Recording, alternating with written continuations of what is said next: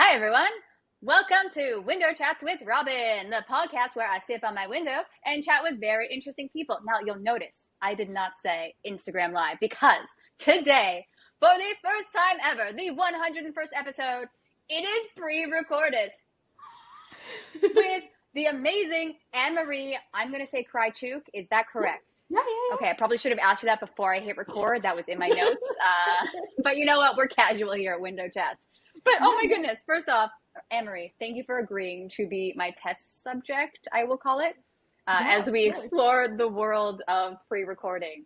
It's weird, right? Like, it's just us talking for the first time, because normally with Instagram, people are commenting and they can join in whenever. You never know who's going to show up. But here, we're in a little safe space online, in our own safe spaces. Yes. So, yeah. Why did you agree to this? I can tell you why. Oh, for sure. I remember when you brought up, I think I'm going to start this series called Window Chats with Robyn. I'm going to sit by my window and just talk to people. I think that might be interesting.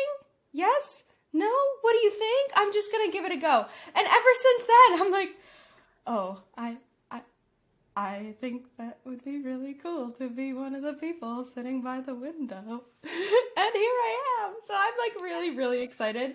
Part of me, all of me, wishes that I was number 100, but I understand the pressure of number 100 and why, having it be a gratitude solo episode was exactly what it needed to be.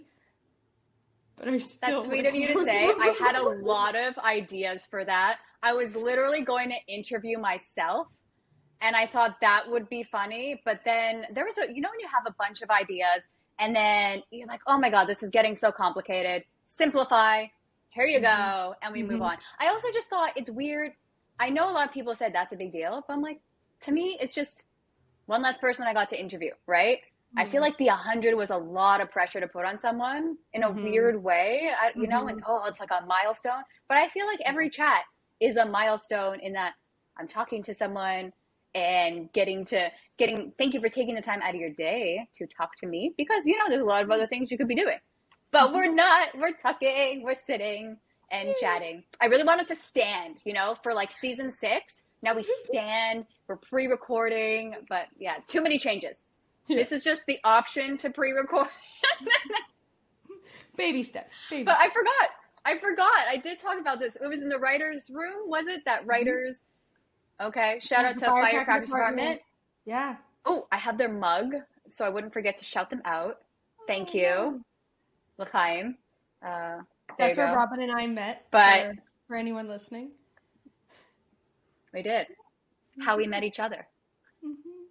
I wanted to make like a weird How I Met Your Mother reference, but I couldn't think of that. I've never met your mother, and you've never met mine, so it doesn't work. No. Okay. But it was I love your writing. As you know, I love a lot of things about you. And with every guest, I stalk them online. I'm not ashamed to say it anymore. Season 6, I've grown. And you are fascinating. We are going to start with writing, but then we're going on a journey of who is Anne-Marie. You're fascinating. You're writing. I read the latest story, the Happy Birthday Pearl. Yeah. Is that what it was? Oh my God. So I love that, because there's something so freeing about being in your 80s and just kind of living life and doing what you want. If you'd like to elaborate on the Happy Birthday Pearl, which was... Sure. Yeah, go ahead, please. For anyone who doesn't know what we're talking about. That's fair. That would make sense. I didn't introduce it well. Okay. I wrote a short story called Happy Birthday Pearl, and it was for the latest Firecracker Department short story competition is potentially the correct word. Anyway, it got honorable mention, which was really lovely. But also, what was extra lovely was my discovery of these old ladies. So we have mentioned 80-year-olds. Happy Birthday Pearl is a story about 3 women in their 80s. It is Pearl's 85th birthday, and they live together in a nursing home, and to celebrate, she has decided to surprise her two best friends, Ethel and Anushka, with lap dances from a stripper. And when Ethel finds out that they're going to get lap dances, she faints. And that's how the story ends. And writing that was very thrilling. And I realized as soon as I submitted it that regardless of how it did with the short story competition, I wanted to keep digging into these women more. And I felt that I just didn't want to let them go, personally. And I really feel attached to them now. They are my golden girls. I don't know if it will be a play, if it will be a feature film, what it will be, but I just need to explore who Pearl, Ethel, and Anushka are and expand that initial story into something bigger. I see that. I would watch it, like a web series or something. Yeah. I like it. Thanks. I'm going to do, because this is pre-recorded, I'm going to do like a TO moment, but maybe I won't cut this out because I like to keep it fresh and pretend it's alive. Okay. Oh, your video's better now. Was my video weird? Your video was getting fuzzy. There are some moments where your video gets fuzzy. Okay, so we're both a little fuzzy. So this is not our best, living our best moment visually. Cool. But the audio is supposed to be good. So great. I don't know. Okay, again, trying it out. No, I can see it. You're good now. Okay. Hopefully I'm good now. And we're back. Okay. This is, but I love, you know what I love? I love going back to the writing. I love when you write a piece and then you go, there's something more. And then you further explore those characters or whatever you were writing, characters, the storyline, whatnot. And I just love doing that because you never know what one piece is going to bring about, right? Mm-hmm. Yeah. I'm excited for this. I would watch whatever. I would love to cast it. I'd love to just audition a bunch of women in their 80s that are just loving life, coming in. This is who I am, unapologetic. Yeah, and you won't be great if not. Yeah. Pearl especially is such a badass that, yes, want someone to come in wearing a leather jacket. Yes. Or just go hopping to different nursing homes and just cast from there. Oh, did I lose you? No, okay. You're back. This is so fun. This is, you know what? I used to just curse Instagram, but now I can curse this pre-recorded software. This is, you know what? Thank you for so many opportunities to hate technology. You know what? Okay, eventually, one of these days, the goal is to go to someone's physical space and have a conversation. Oh, that's big. That's big budget stuff. Until then, we're here in this medium. At least we have this medium, though, right? Yeah. Yes, this is true. I don't know what I would do. Talking to a person face to face? So confusing. I was talking to someone about this. When I was interviewing people face to face, I didn't realize I should look at the camera, right? So I'm just looking at them, who's right. So it's this side of my head, and you're like, oh, okay, but the camera can't see you. And I go, because you're so focused on the people. At least this way, the people are in the general direction of the camera. Yeah, as well. Exactly. You're right there versus next to me.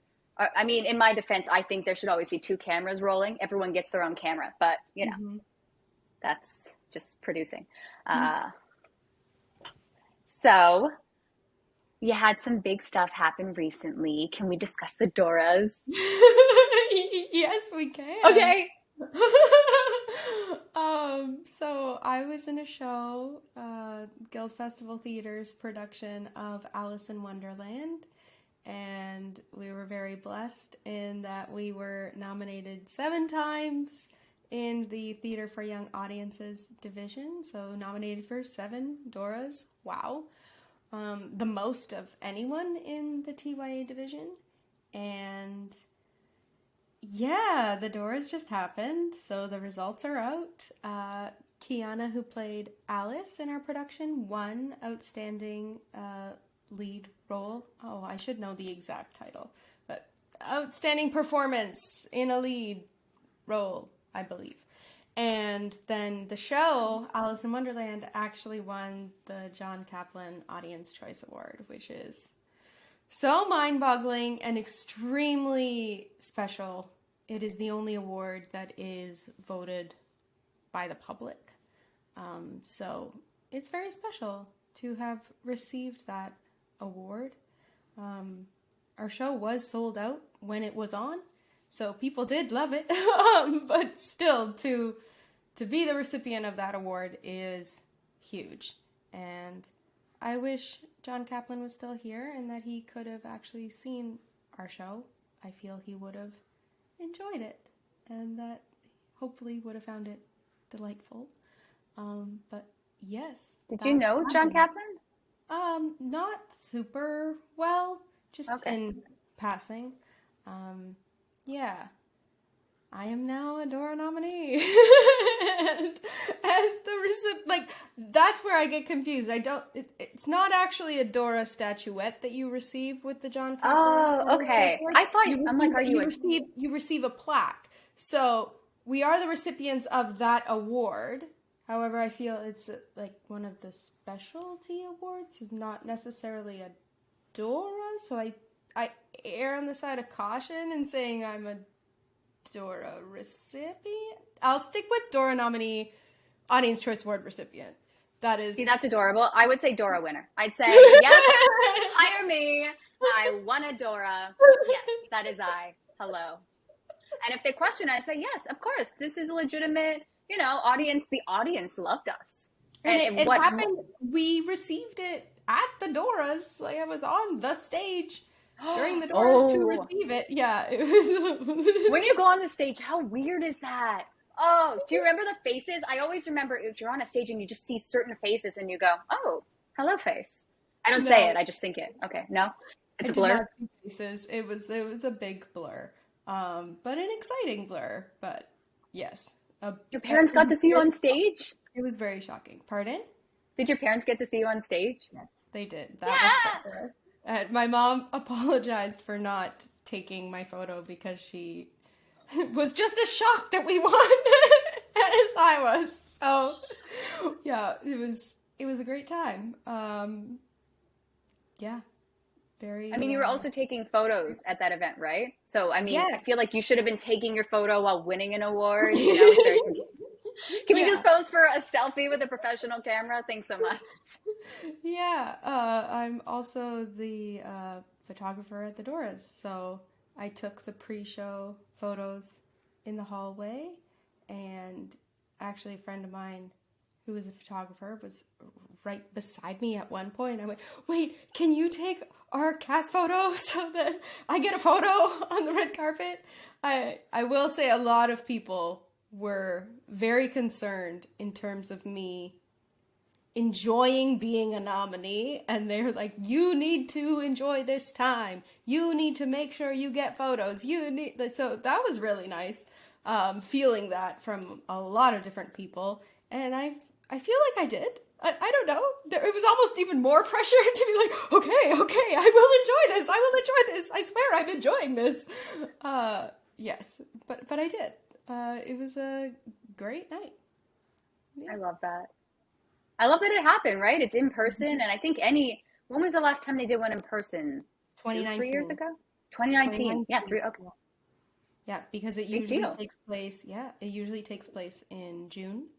So 2020 was virtual.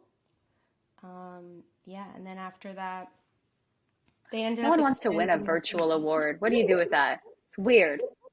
I mean, look, I'll still take the award, virtual or not. I'm never going to say no to one, but something about being in person. Very Although, special. okay, here's a question. Mm-hmm. Is it better to receive the award virtually and not see who you were competing against so you don't feel bad? Or what if someone's like really competitive and they want to be around the other people and be like, haha, suck it, because that's their thing. No judgment, just curiosity. It's a weird question. There's no need to answer. Okay. I think it's special being in person. Well, if you are the recipient, it's awesome being in person. If you did not win, you'd probably say it's awesome being virtual. Yeah. Here's what I would do, and tell me if you've done this. If I was ever nominated for something, I would practice my gracious face, you know, because if I lost and the camera pans to me, I'd be like, I'm so happy someone else won, of course, when really I'm dying on the inside and go, why didn't I win? So I would have to practice that, but also I have to have speech. And I don't, and I always notice people getting up and they go, I didn't think I would win. And I never understand why they don't write a speech. It's a weird, like, at this point, who hasn't written their Oscar speech? You know? I know, and I know if I would win an Oscar, I would still go up there and make stuff up and improv it and forget to thank everyone that I want to thank. It happens. It's a very confusing moment. I get it. But to go up there and say I have nothing prepared, improv. Let's do it, people. You know? No one has anything prepared. Just say something. Words. That's my thoughts on that. It's going to be my my monologue, my Monday monologue, if you will. Yes, nice. Okay, when did you start the Monday monologue? Because I was trying to go really far back. November. You've been doing that. November. Whoa. For a long time, at least up to November 2021. For that entire year, I didn't miss a Monday. Yes. Then life started happening in 2022. Not that life was never happening, but I have now missed a few. For instance, September, I did the first Monday in September, and then I did a few days, like the last Monday in September. I just did not have the capacity, which is a good thing. Living life, yay. I know, I get that for in sure. terms of like sharing and putting myself out there and connecting with people because we couldn't connect in real life. So yeah, November 2020. That's when I started sharing them. I asked because you're very good at it, but also I was kind of surprised you didn't want to do an Instagram live because you're adorable. I'm watching all, and I didn't want to do a live. It's so cute. Okay. It's that you wanted to try this new platform, and I said, okay, I'll be the guinea pig. Because true. Okay. Maybe we do it a live after this, just for fun. Sure. Okay. Just for people to know, hey, this is what's coming. Because I don't think I've ever done a live. I've been on it in terms of commenting and stuff, but long time listener, first time caller, I've never done a live. We might do an after show live. Sure. Okay, it's gonna be very unplanned. I'm excited for that too. Oh my gosh, we're doing so many firsts today. Okay. I don't know. I'm so used to the square that I don't know how to like applaud like a human, so I just kind of wave my hands and do weird stuff. I don't use the full range of motion that is my arms. It's weird. See, when I met you in person, what was it, a couple weeks ago at this point? It was so confusing. I know, and we're the same height. What was that? Okay. Most of the pandemic, just virtually, and then we finally met, and it was glorious. It was. I almost killed you with my scooter. That's what happened. I hated sharing that information. I thought, I will share it. I almost ran over you with my scooter. It was sunny. I didn't know what was happening. I tend to ride on the road. But yeah, that was me killing you with my scooter. Hello. But we got to watch Anna's comedy. Shout out to Anna Gustafson. Good comedy show. Oh, wow. Look at this light. What is happening? Whew. You have a banner. I do, but classic window chats issues. It's going to beam me up there. All right. It's so weird, though. It's so weird meeting people that I met online during the pandemic. And I don't know what to do. Like, hello? I know so much about you, even though we've never met in person. And it's fun. I feel like it was normal with us, though. I didn't feel that awkwardness that I expected. No, with you I didn't. I didn't. No. With other people, the struggle was I'm like, I don't know where I met you online, but I know you somehow. And I think a lot of the problem was I go down a rabbit hole where I'm like, ooh, who's this actor? Oh, I know them. I feel like I know them. I think I'm their best friend. I go, oh, we've never spoken, but I know so much about you because I've seen your posts. Hi. Yes, that's you don't know me. Okay. I'm going to go over there. That happened at the Doras with me going to take someone's photo, but then the way that they looked at me, I thought, oh, wait, have we actually met? I'm just gonna pretend. I'm just gonna take your photo. But it was thrilling to actually meet a bunch of people, and I was in my mask, and many people told me they recognized me by my eyes, that they knew it was me by my eyes, and that was exciting. That was cool. That is exciting. Yeah, That's because there's still people when they have a mask on. Yeah.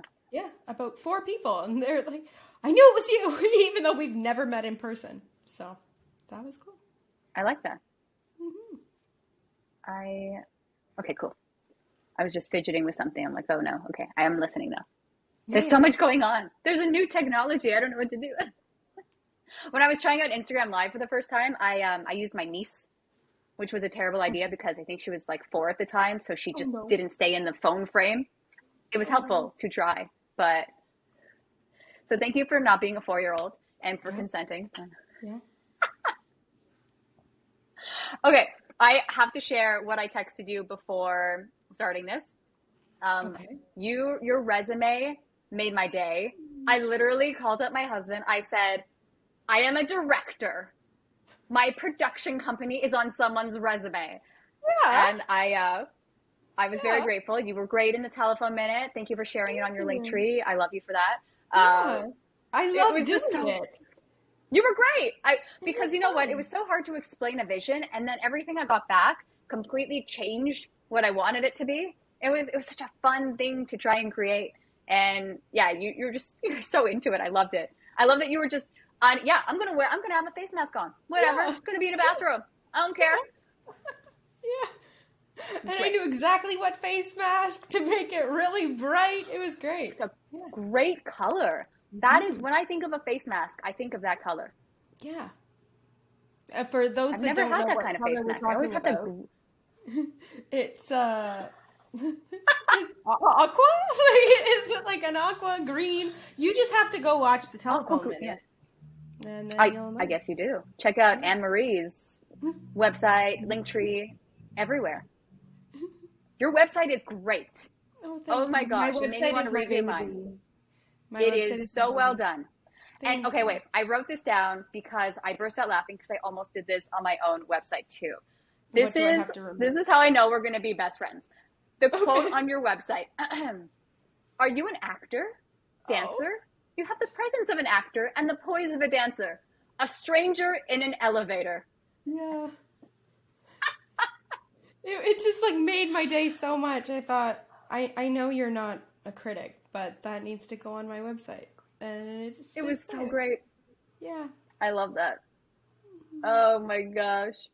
I also love in your resume, and we spoke about this before too, how we did a show together. We have met in person previously, and we didn't know. And the only way we knew is because you sent a selfie of yourself in the dressing room area. Yeah. It was and it was me in the background, which was so cool because I've always wondered who has me in their background. So that was fun. So I have you in the shout background. Out to Confidential Music. Yeah. Confidential Music or Musical Theater? Confidential Music Theater Project. Musical? Yes. I just write CMPT, and that's the problem. So I never know what the M is. I believe musical, but I'll stick with that. Be music. It was at the Rose Theatre, of course. It was. It was lovely. It was lots of fun. I can't believe I didn't know you, but I knew. You know, okay, tell me if you felt this way. We worked together and actually met in person before, and then time goes by, and then we are meant to be in each other's lives, Robyn. That's just I think the way so. It is. Yeah. In the best way possible, though. Yeah. Only singing and dancing. And talking, of course. Yes. But you know, there was something, and I kind of felt as if I knew you. Okay. And I don't know how, or maybe it was just because the conversation was easy. That could also be a thing. But there was something familiar, but then I also just assumed theater people bond in a way. You go, oh, you know theater? Okay, cool. I dabble every now and then. Tell me if I'm wrong in this creeping part of your website. Did you do a Ukrainian voiceover? Oh, yeah. I'm the Ukrainian voice of Elections Canada. Yeah. Yeah, whatever, no big deal. I'm playing it because I guess it is a big deal. But Yeah, yeah. How that came about was really interesting the first time. I answered, and see, times have changed. So I don't necessarily know if I would recommend others to go in this path, but it just happened to work out for me at the time, where it was one of those Facebook groups that had, it was a post and there were little to no details, just that they were looking for a variety of different voices to be able to be a voiceover. And Ukrainian is barely ever there, and sure enough, it was one of the voices they were looking for. So I reached out to that casting agency, and then they called me in for, and I doubt that this is how they audition for the other voices now, but at the time I came in, then they shared that it was for Elections Canada, and here was the text in English, and to prove that I know Ukrainian, I had to translate it into Ukrainian and then record in their studio my translated Ukrainian version of that English commercial. Yes, I doubt they do this that way anymore, because there are speakers you may be able to speak a language but not write in it. Translate, yeah, exactly. Yeah. And it was also that's the weirdest test. It's like a different. Yeah, and there was also words and terms that you're not used to speaking, you've never said in your life before. So I don't know the proper pronunciation of this word, where the inflection is supposed to be. And so that was stressful but fun. And then a few months went by, and then I believe I had to come in again, and they told me they had narrowed it down to 3 of us. And then at this point, they had given me the actual text to record. And then I found out a few months later that I had received it, and I would also have a coach with me, someone helping me with the pronunciation to make sure. I remember that first coach was, and you know what, I don't really blame her for being this way, but she was quite jealous that I had booked the job and that she was the coach. She had a lot of fun telling me when certain words were too English, that my accent was too Anglo, that it wasn't authentic enough. Yeah. That sounds like, honestly, sounds like a non-union gig. Really does. And so she's trying to flirt her way with the sound technician into having my job, and it's like that ship has sailed. I have the job. So yes, and then I have done now 3 different, so it's for the federal election. That's when they go across Canada in all the different languages. So in terms of television commercials and radio commercials, so there's always a variety of those, and that's actually how I became full ACTRA, was thanks to... Oh, I thought, okay, that sounded way too intense to be a non-union project. For you to come in, it was ACTRA. I thought, okay, that's very nice that you would have kept doing it as a non-union member, you know? You would keep, no, thank you. I don't want this job that badly. Okay, wow, that makes sense. Mm-hmm. Are you still, you're ACTRA? Mm-hmm. Wow. Yeah, that happened with that last set of Elections Canada commercials during the...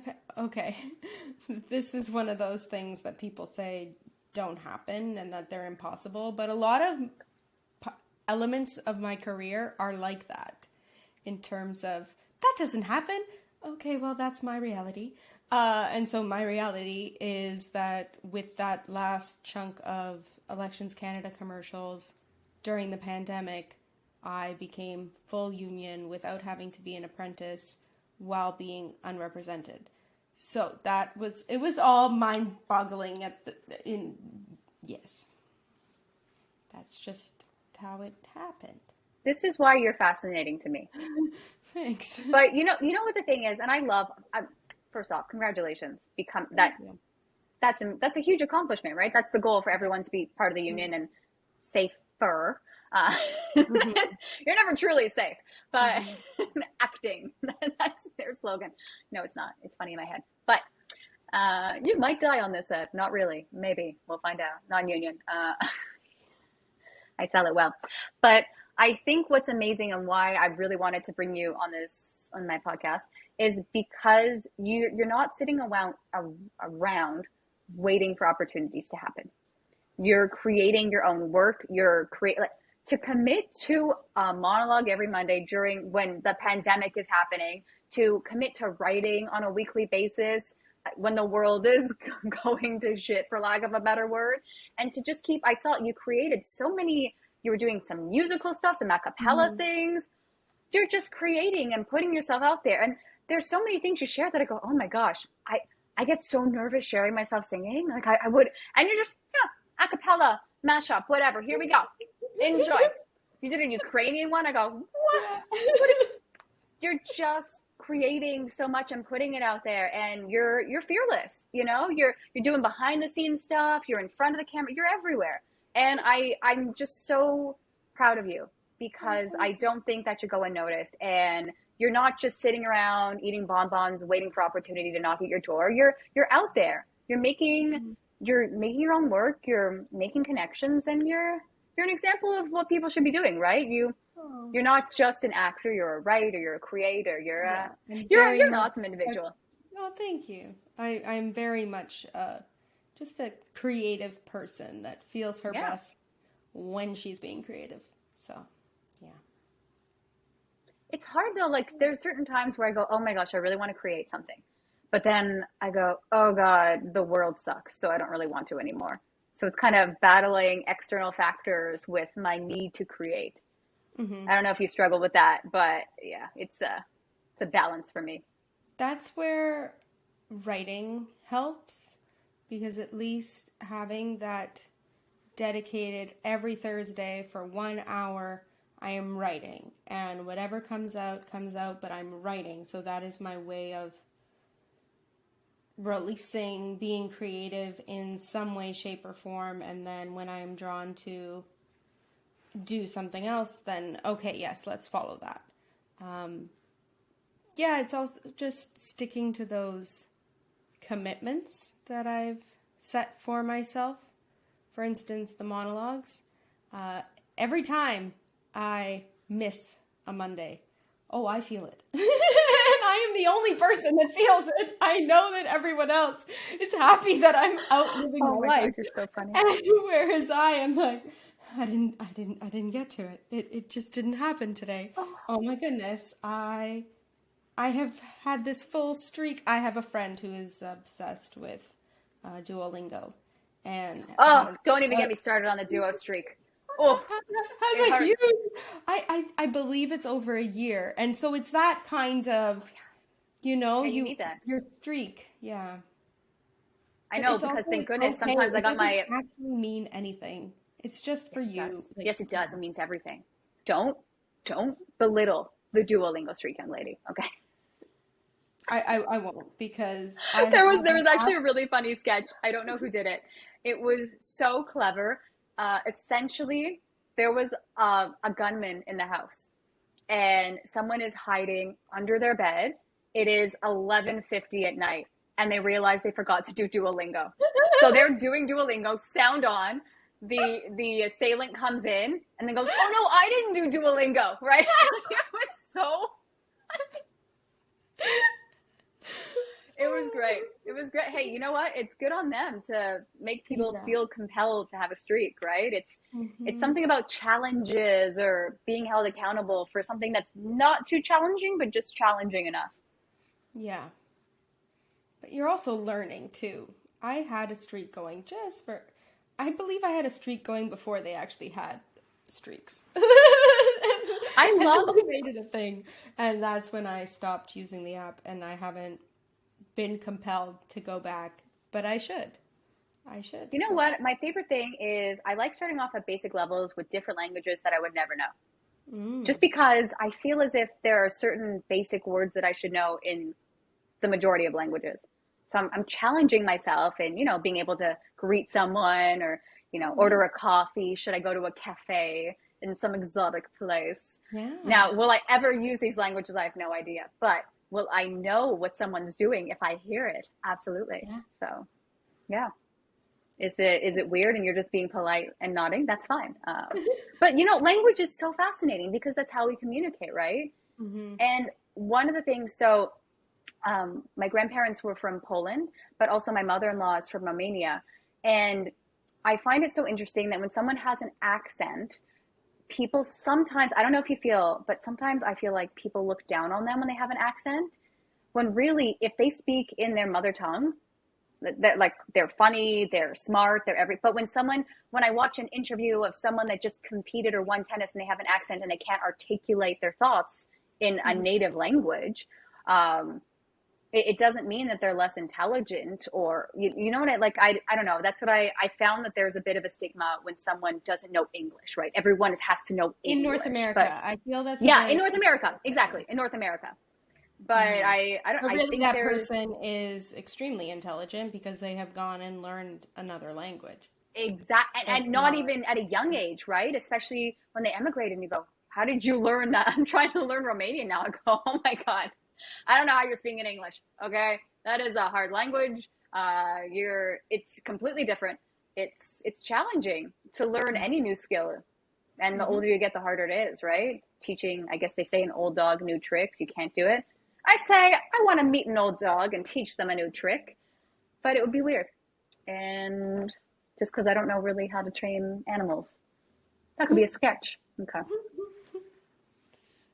I love when you just kind of laugh and like, oh, is Robyn done ranting yet? This is my monologue. No.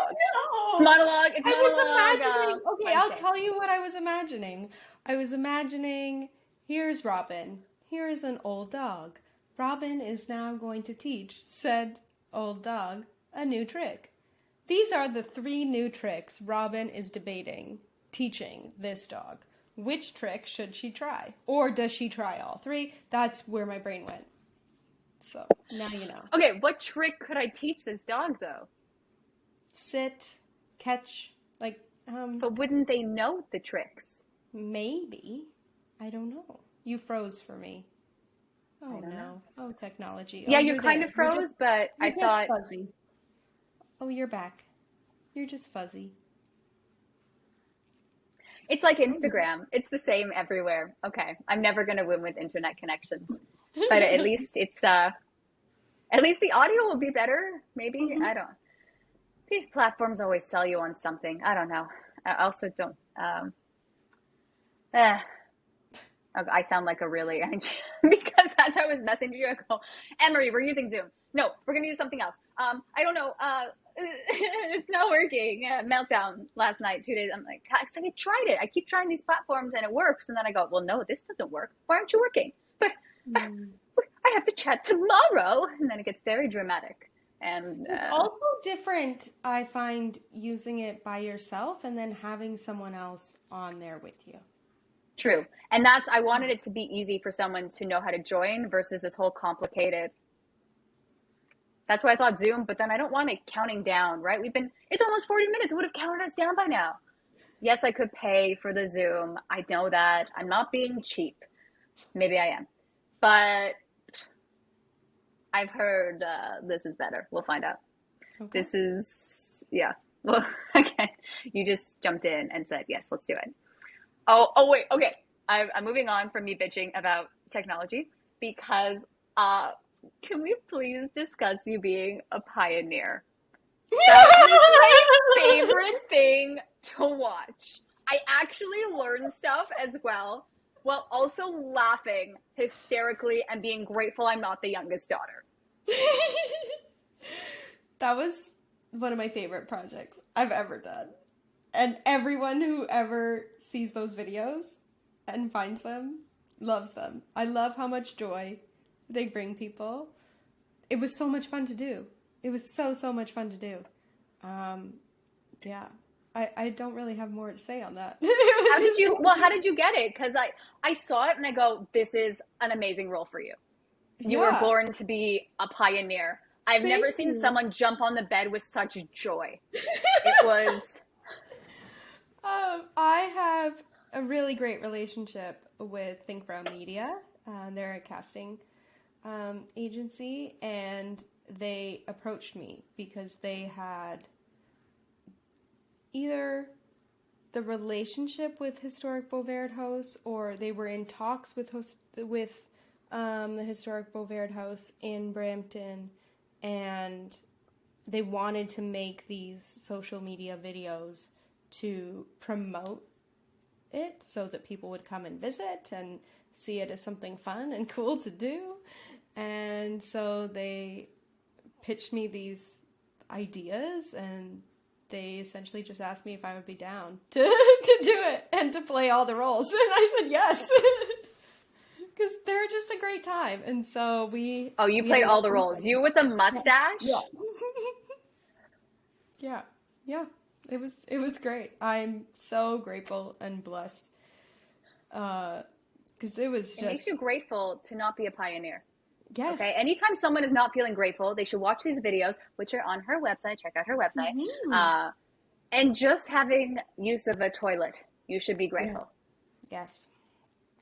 Because back in the day... We used apple juice for that. We used apple juice for the... I figured. No, I really thought they'd make you urinate in the bowl. Yeah, no. Fertilize we're the not grass. provided by me. Yeah, no. What am I saying? So back in the day, right? Like this is what I find so interesting when you reflect on history. Back in the day, they did not have toilets right next to their bedroom, right? So they'd have the little what was that pot called? Chamber pot. Thank you, chamber pot. They would use it overnight. Then the youngest daughter would have to empty it and then clean out every single family member's chamber pot. Which it's not her fault. She's the youngest. She didn't choose to be born last. No. What if they don't have any daughters? What happens? I have questions. Oh, they're going to make the mom do it. That's disrespectful. She gave birth to all the sons. Okay. Yeah. If anyone else has questions, I guess this is the best time to say go to the Historic Bovaird House in Brampton and maybe they have the answers. Yeah, but it's a cool house to check out. Mm-hmm. Have you, well, I guess you filmed it there, right? Yeah, we filmed it there. Okay. Yeah. Everything was there. I was really excited to wear the clothes that they usually have on display. I felt like I maybe shouldn't be wearing them, but I loved it. Yeah. It was a great I thought you time. looked adorable in them. Thank you. And I'm glad that joy really comes across with those videos. We had a lot of fun. You know what? Your demo reel is actually not bad either. Well, thank you. I wouldn't say that right now. Yeah. Yeah. I'm like, well, we'll talk. I'm like, it was, there's a lot of variety. Well, thank you. Yeah. You've done some stuff. It's cool. I'm sprucing it up a little bit more, as we all do all the time. Such as the life. You know what? Here's what I feel with the demos. I feel like I'm never happy when I finish a product and I don't want to put on my demo reel. So when someone goes, where's your demo? I go, no, I didn't like any of the stuff I did. So I know I've done stuff, but I just don't like what I've done. Is that a problem with myself? Probably. But, well, because I look back and I go, could have done it better. And maybe that's why I started directing more. I'm like, no, I should have directed myself to do something else. So. I know. Was that too real? Was it too real? Maybe. Okay. It's okay. This reminds me, though, of my struggle with bios and writing a bio. Okay. I didn't know why you were struggling. And then I saw all the stuff you do. And I go, that bio does not do you justice. No. There is I go, you've done way too much. You can't, and I get why you can't put it in a bio. Because it was like the most modestly written bio. I go, okay. You're just glazing over surface level stuff you've done. Sure, whatever. I don't know. Well, also, you always have a word limit, and you don't know. That was such a theater question. I didn't respond to your email. That was so funny.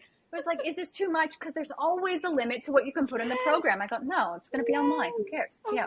Like so, there's always that limit, and then you're always thinking about, okay, should I think about what exactly the people reading, I don't know. I get so in my head when it comes to bios.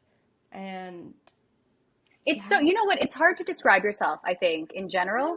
And I don't think a bio will ever do it justice, but I think it's giving someone just a little insight into who you are and what you've done. And where I like that you included the website and your tags at the bottom. yeah. If you are interested, find out more. Yeah. But my question is, can you please include that you know how to use power drills? Because that was on your resume. It's on my resume. I know it's weird, but there's something, I was reading a resume and I love the special skills section. I go, why do you know how to use power drills? Like, what a weird skill, but also so awesome and different that I noticed it. And I go, yeah, very useful. It is useful. Special skills. Well, my first day at York, I studied theater, and my first day was in the carp shop in steel-toe boots, and so I learned all of those skills there. That Christmas, I received my own drills, and the rest is history. Like, I just know how to use them, and I can build things for myself. Even though I'm like a very girly girl. But yeah. It just seems, because maybe this was after I saw you as a pioneer, just kind of living back in the old days and used power drills. I go, did she build this set for this? What is your endless skill level? But you know what? There was also a commercial that they put out, must know how to use power drills. And I thought, who on earth knows how to use it? I go, really? It was a while ago. It was because I remember one of my friends booked it, and I go, why does she know how to use a power drill? What? But you do too. So there you go. Okay. Yeah. Okay. The other thing that I thought that I'd love, but I don't want to put pressure on you, is that you know how to do an Irish accent. It said on your resume. Now, did you write that on your resume? Because I've done this, and I took off the accents that I thought I could do, and then I tried it out a couple times. I go, it doesn't work anymore. Can you still do an Irish accent? Yeah. Maybe. Well, that was not it, but you want me this I don't like doing this. Okay, then we won't do it. When people are like, oh, you sing for me. Oh, you know what? Actually, as you put it that way, that's true. I had a weird incident recently where, someone's like, let's just sing. Can you sing now? And I go, what? Yeah. Am I the performance? Are you? The accent, I will maybe slip it in a little later, like when I don't feel the pressure of, and now. That's going to be the Instagram live. We're just going to do it Irish. Going to offend a lot of people. So like, is Anne-Marie Irish? The other thing I'm nervous about, because I also haven't done the accent in a while, so like you said, maybe I should just take it off. But that, you know what? Because the only reason I ask about accents is because I actually admire this photographer. She found my resume online and she goes, oh, you said you could do this accent. Can I hear it? And I go, yes. And it was more British than, maybe it was Australian. I said I could because I thought I could. And then every time I try and do an Australian accent, it comes out British, which is very weird. And then sometimes my British sounds Australian. So I go, okay, so I have to figure out how to think. Yeah. Okay, think Australian when I do British. No. British I find is so much easier though because, you know, we have The Crown and Bridgerton and whatever. Wait, was Bridgerton British? Mm-hmm. Yeah, okay. That was a series. I haven't heard enough Australians. Yeah, this is my thoughts on accents. Nice. This is how I feel. Okay, I have some other. Oh, I wanted to ask you, in your reel too, there was that creepy scene, which I assumed was the paranormal one. Yeah. That happened right before the pandemic. So we shot that February 2020. Yeah. Your hair was different, and I thought, it's the same hair. They just they did a weird they did it. No, I know. It was just I've never really seen it. Like, sure. Why? Yeah, that's exactly. Just why? I don't know. My hair used to be this length at multiple times in my life. When I was a child, and then I also had like the bangs. And then I cut my hair at the end of grade 9 for cancer, they made wigs out of my Great. hair. And then it was like this, but then it was like this, and I had no bangs, and I actually liked it. And then, yeah, it's pretty much been around this length since. Sometimes a little shorter, sometimes a little longer. That's the story of my hair that nobody knew they needed to hear. I think hair is fascinating. I was having such issues. My hair was a lot longer during the pandemic. Mm-hmm. And I was struggling. I was like, no, I can't cut it. You know, it was just such a part of me. Long hair Robyn during the pandemic. It's very emotional. Yeah. I had a crisis and I tried to get bangs, and I still don't know what these are, but you know, they're hello. there. Yeah, I know. They're then. kind of like surprise. But then I thought, crap, I got headshots done and then I got bangs. Terrible order. Don't do that. I know. So it's fine. That's why if I do the chop, I need to get new headshots with that new hair to show the options. I know some people don't feel like they need to do that, but I do. Well, I think you're selling a product, which is yourself. And so if this is what I'm buying or interested in testing out, that's weird. That was equating auditioning, not anything else. And, but I'm like making a joke to myself. But I think it's only confusing. For me, it's confusing if I see an actor that was maybe blonde and their headshot was brunette, and it just goes, oh, I wasn't expecting it. Or someone, maybe they had a lot of facial hair and now they're clean shaven, and I go, oh, very confusing. Again, I'll get over it if the acting's good. I don't care. But I think if you're looking for a certain look, you know, if you're hiring Santa Claus and they're clean shaven, it's confusing. Yes. So those are my thoughts on that. Nice. But yes, all my hair was still there. They tied it up and they made it like a bob, but it was still a low ponytail. But yeah. It was good. The makeup for the guy that was attacking you, it looked like, was good makeup. Yeah, he was a ghost. Yeah. Very good makeup. I was terrified. Took a long time. Yes, his makeup took like a good chunk of the day. So we were filming a whole bunch of stuff. Well, and also what's cool about filming paranormal is, so you have that you're filming the person who is the ghost.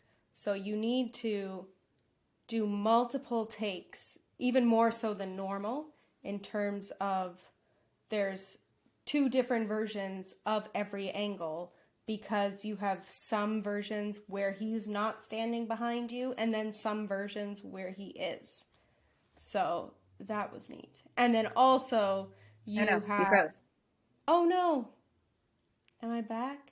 It's okay, you're back. I heard the 2 versions. Okay, yeah, the 2 versions. So the one version where he's standing behind you and the other version where there is no ghost behind you. And then actually there's a 3rd version, which is not from that angle, but from a drone acting like CCTV footage, like a security camera. So you have to do 2 versions of the security footage that sees everything, because you have to do a version where he's not there and then a version where he is there. So it was a lot of takes, but it was really cool and really fun. A lot of screaming, yeah. That's a skill on people's resumes too, is screaming. And I had this discussion with the casting director, and I said, why is that a skill? Can't everyone scream? And she said, you'd be surprised. She said she's heard some weird screams. And I didn't know you could scream weird. I just thought it is built in you. It is an innate feature that you have to scream. Yeah, and I figured maybe I also haven't watched enough horror films to recognize that people have different screams. I don't know. I honestly didn't know. It was just another thing. I assumed that a scream is a scream. It's another thing that I thought, oh God, I'm going to overthink the scream now. Great. I'm also auditioning for anything with a scream. Am I screaming like a human? I feel like now we're going to go on YouTube and like look up different screams. Don't think I didn't. I totally did. And it was not a fun watch session. No. People know how to scream. It's like when I struggle with crying, and I go and they go, how to cry in 10 seconds. And I go, that's great that you can figure that out, but that is not helpful to me. That's your process of that. And now I just feel inadequate as a human. Mm-hmm. Yeah. YouTube is very influential in my life, apparently. You know, anything online where people make it look easy and they go, why do I struggle with this? What's wrong with me? Classic social media. It's great It's so for easy. society. Look at this hair tutorial where you do this and this and this, and then it's done. And you're like, oh, wow. Okay, it's easy. Why can I not? Yeah, hair tutorials. Those are the ones that get me. I get so excited and so hopeful, and then I just won't. Those are the days that I go, maybe I'll just cut it. They make it look so easy. And then when I don't get it, I go, I'm doing exactly what you're doing. It's not staying up nice like you are. And it's not, the machine's not working the way it works for you. What am I doing wrong? And we forget that all of our hair is different from each other in terms of texture and thickness and all of those things. And yeah, but I know those hair tutorials, they get me every time. Well, their hair looks great. Otherwise, they wouldn't do a tutorial. This is going to be the one. I can do this. Yeah, no. This is it. It's happening. Yeah. Mm-hmm. Oh, I think that's why I admire, well, one of the many reasons I admire so much is because when you put something online, it's so permanent, right? And you were just really, like, you put yourself out there. But I don't think it's obnoxious. I personally don't. But like, because you do, did that come out weird? I'm not saying other people think you're obnoxious. I'm not getting there. But it's a commitment to create content. It's a commitment to create, to put yourself out there, to share. And because, oh my God, there's so many people with an opinion nowadays, you know? And the ones that don't like your content always seem to find you. Okay, Mm-hmm. can you go somewhere else, sir? No? Okay, ma'am. Other person, I don't know. But no, they find you and it gets weird. But it's hard. Yeah, I'm laughing because back to the hair, actually. That is the thing that I'm like, why is the hair not working today? Oh my God, Everything I love else, it. I'm ready. And then window. I remember that very first Monday monologue in November, I had greasy hair in a bun, and I was like, yes, this is supposed to be casual and this, and I'm like, no. And I'm like, and I sat right here and I held my phone and I'm like, we're just doing the thing. And I'm freaking out, but we're doing the thing. And so that helped me start to come out of that. I still have those moments of my hair. And yeah. But having those of like, no, it doesn't have to be perfect. I'm just talking to you as if you're here. And if this is over here, well, this is real life. Sometimes our hair is over there, you know? So, yeah. But it's your ability, and I appreciate you saying that because it is your ability to be real. Because when I watched your stuff online, I go, that is you. That is who I met in person. That's who I see on Zoom. That this is just Anne-Marie. And I admire that because I know for me, I just create characters because I'm like, I don't want you to know who I am. I don't want anyone to know me. But you're just, hey, this is me doing my stuff, and I love it. Thanks. I'm a huge fan in a non-creepy way, obviously. Thanks. Is there okay? With gonna me, ask what you get. Yeah. A couple final questions, and then I will let you go. For now, we might do an Instagram live. We'll find out. But I wanted to make sure we talked about what was oh my gosh, I wrote down the name because I knew I'd forget. It was something about cookies. Hang on. How she eats her cookies? Yes, thank you. Yeah. Can we discuss it? Yeah. Okay. That was my first film that I created. It was based off of a monologue that I had written, and I decided to I'm laughing because I did what you should not do. Learn from me. Do not improvise your first film. I do it all the time. Okay. It's based on this, and we're going to improvise. And I was working with people that I was doing improv with. And I'm like, who's down? Okay, this is a general idea. And then, no, by improvising, you get one version when you're on this person, and then you go to this person, and the other person doesn't remember what they just said. And it made for a chaotic good time. I ended up editing that film. I didn't think that I was going to be editing it while we were filming it. I thought someone else was, and then things happened that I went, okay, no, it's fine. It's my baby. I'm just gonna take on the hats and do the thing. I learned a lot, as I'm sure you do when you do something for the very first time. But especially editing and improv, I feel you. I feel you with that. So yeah, the movie, what it became, I'm very proud of what it became. It was not what I expected it to be. And also this is another thing learned from me. I did not look at the takes after they were done each time. And that is basic. Just do that. No, I trusted the cinematographer, and I was like, great, we got the shot. And then later, when I have all the footage, I went, oh, that's too fast, or we didn't get the shot. We didn't get the shot that I imagined. Okay, so then we don't have the shot to use where I wanted to use it. Okay, something else is going there. What else do I have? And it's also interesting, some of the takes as a performer that you think, oh, whatever that was, it's fine. I got it out of my system. And then that's the one where you're like, ooh, okay, that's the scene we're going to use. And this is what we're going to use. And in the moment, I remember just thinking, well, that was, I guess, just me warming up.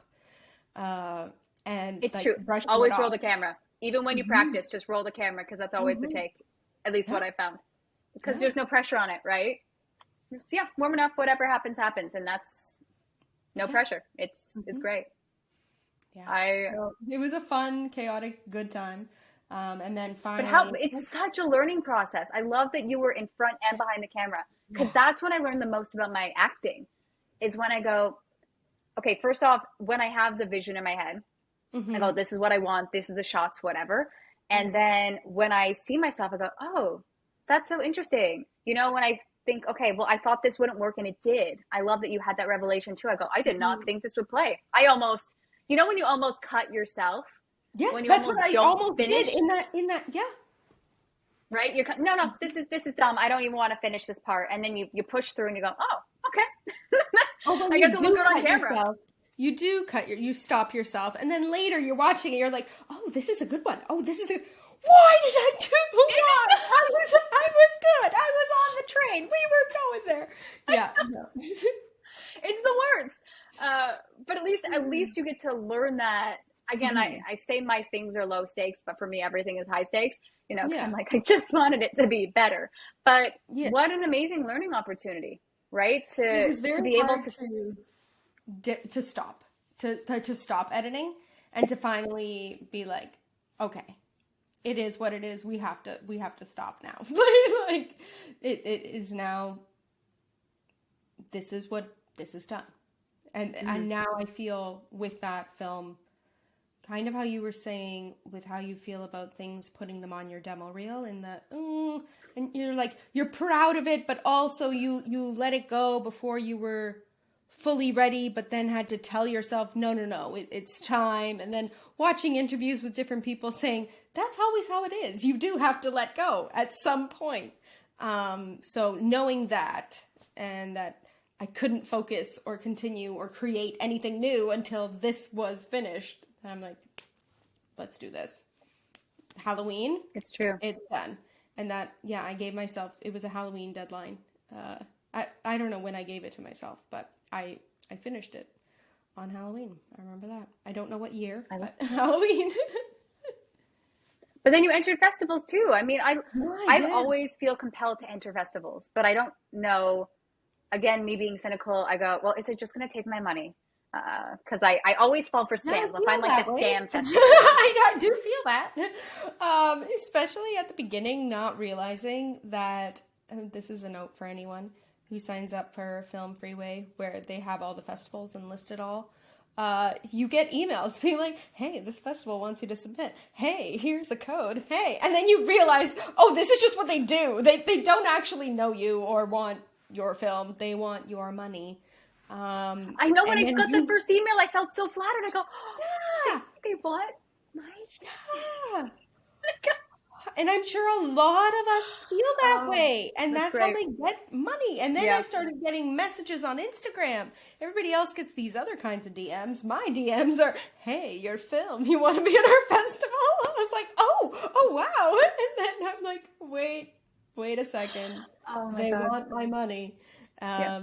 Yeah, and you look at your bank account and you're like, whoa, okay, let us budget. I thought I had a budget for film festivals, and then I that went out the window. But then you have to control yourself because money is a thing that For you know, sure. other It's not just things money. that, yeah. Do you find that you made any, did you find that you made any connections during the film festivals? Because a lot of people say it's good to network, but Well, but this was during the pandemic, so yeah. But some no, people, there was online rooms or something. I don't know. no, No? Okay. no. But I'm sure, like, depending on how far you get with your film, Oh, true. um, Okay. I'm sure you can. But Or yeah. maybe honestly depends on the festival, depends on the person. Hmm. Yeah, you know what? Maybe it's the same thing with anything in the biz, right? It really everyone has a different experience.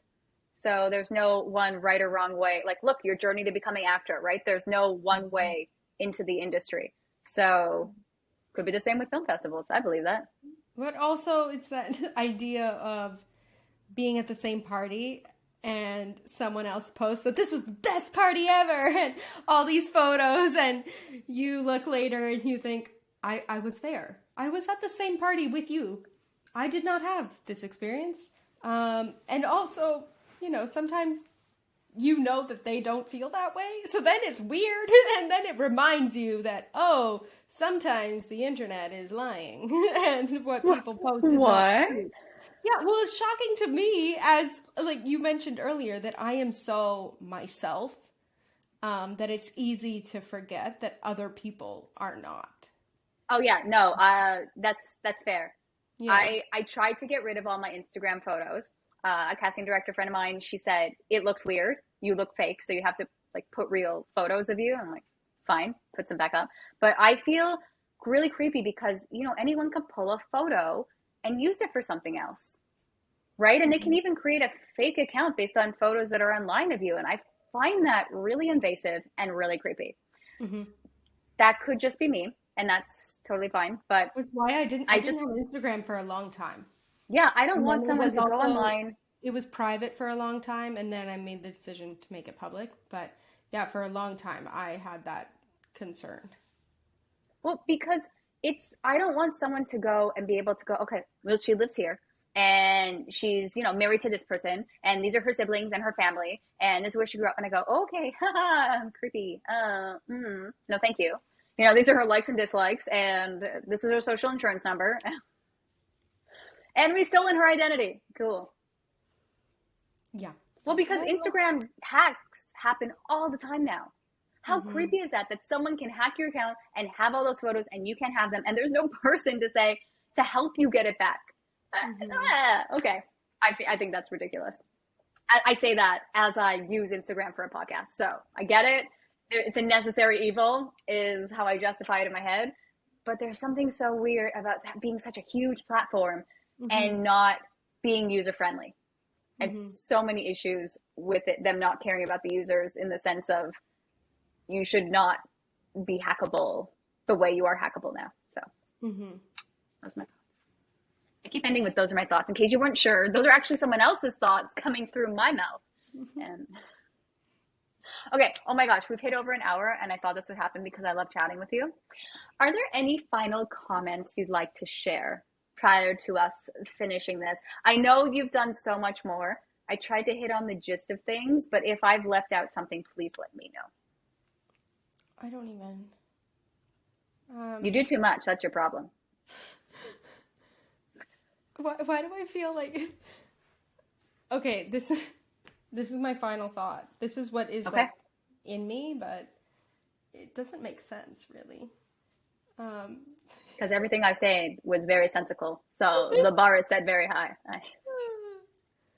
no, I was just gonna say like just be kind to people. And like for anyone I love listening, that. that like kindness is very underrated, and that I have learned that it's really special, and that people really value kindness and being a good person, whatever that means. But yeah, I would say with the kindness, that you'd be surprised, like where that can take. You can tell I'm so shy, like looking down, not looking up, going, "Oh, is this what I'm talking about?" Yeah, but you'd be surprised where that can take you just in life by being someone that other people want to hang out with is like a plus. Obviously, you don't want to change who you are. Now I'm being cautious. If people don't want to hang out with you. Now I need to be cautious of how I word this. But yeah, I just find leading with kindness will just, I don't know, help you and help others. Yeah. Why is it? This self-doubt, I'm not liking this. No. There is something beautiful with being kind to people. Yeah. Because I think, what's so important to realize is that you never know, and I can't remember who told this to me, but you really never know what someone's going through. They phrased it in a really articulate manner, but the sense of, yes, you never know what someone's going through, but there are times when someone is a genuinely nice person to me, and then I hear what they're going through, and I go, how? That just their life has gone to shit. And for the life of me, I can't fathom how they are so nice to me when their life has gone to shit the way it has. That's why, because they know what it's like to be living in the shit. I just think, and then when you see, and everyone's problems are their own problems. I don't want anyone to feel less valued, but when you kind of take a step back and see, there was a story that was shared. Essentially, I'm going to just shorten it, but there was this 30-year-old man, and he was renewing his vows, and he was dying of cancer, right? So he had a very short time to live, and they were renewing their vows, and essentially it got rained out. And everyone else, all the guests, everyone was freaking out. They were so upset because this beautiful outdoor venue is not working out. And you look at the couple, and they're fine because it's rain versus how much time does he have left to live, right? And it's just that perspective shift of people, like just be nice, but also it's so hard to like appreciate what you have and where you're at. And I know for myself, even like I know how much I want to do and what I want to accomplish, and when I don't accomplish it, I get upset. But then I kind of take a step back and go, okay, well, this is where I was last year or 2 years ago or 5 years ago, right? And you go, okay, so I'm making steps. Again, it's a little slower than I'd like, it's I like fast, but you never know what seeds are growing right now. Exactly. Yeah. Right. And it's not even like, I don't want to feel when when you go to a networking event and you feel like someone's trying to like, just, this is who I am. Like, here's my business card. This is how I feel about bios. This is how I feel about bios. Because bios are, so what have you done? And that's the vibe sometimes at these networking things. So where do I know you from? And that I feel like that's the same thing, but in written form. Yeah. Okay. I can see that. It does feel a little arrogant. I get it. I tried, here's the thing. I tried to write a funny bio once, and then I read it back. I wrote it a couple years ago for something I was doing. And I read it back and I go, if someone doesn't know I'm a comedian, they might think I'm an asshole. So it's so hard with the bio because they can't hear your tone, right? Yeah. So you have to try and keep it generic without adding personality per se, although I did like some of the things. I'm like, oh, Anne-Marie personality. It's hard, but it's hard to describe yourself and elevator pitch yourself. And I guess you kind of hope the more people you meet and the more people get to know your vibe, the more people will realize you're very confusing to me because you're one of those genuine people, and you're not, it's not what can ROBYN do for me? You're just a nice person that is spreading joy and kindness. It's so confusing. I've met a couple people like that. I don't understand it. I really don't. I'm waiting for the other shoe to drop of this is what she wants. Now you're just a nice person. So you saying leading with kindness, right? I think it will get you places because I remember you for being genuine, for being kind, for wanting to help, for being supportive, for just, I think we've had like random chats that you're just there for people. You're a very good person. It's a very good soul, and people are attracted to that. And I wish you all the success because I think you really deserve it. I do. It's part of why I love chatting with you, part of why I want to bring you on my show. And yeah, I like you. Thank you for I'm a having fan. me. Oh, thank you. Of course. We're going to do our first sign off on this pre-recorded. Okay. First sign off. Okay. Thank you all for watching in the future. They can't watch it now because it's pre-recorded. Unless they found out, oh, that'd be so weird if someone was watching it now. I don't think they can, but right? How is someone watching this? But thank you all in the future for watching this. Anne-Marie, thank you for coming on and trying this with me. This was awesome. I look forward to watching the fuzzy video quality and seeing the weirdness that is there. But this was fun. And thank you again for your time. And Fun. It was so much fun. Thank you for having me. Now I'm being hesitant in terms of, oh wait, do I have to wait until Robyn finishes speaking because then I'll cut her off with my audio? And of course it took me an hour and 15 minutes to start thinking that way. See, now you got in the hang of it. Now you got the bug. I'm gonna see, and like AMK does AMK podcast. Gonna happen. We'll see. One day, maybe. I don't think you have enough to do. I'm not gonna say never because you never know. Yeah, it's true. Never say never. Classic. Thank you. I'm going to figure out how to end this. Do we do like a wave where we feel it? Yeah, let's wave. Okay. Bye.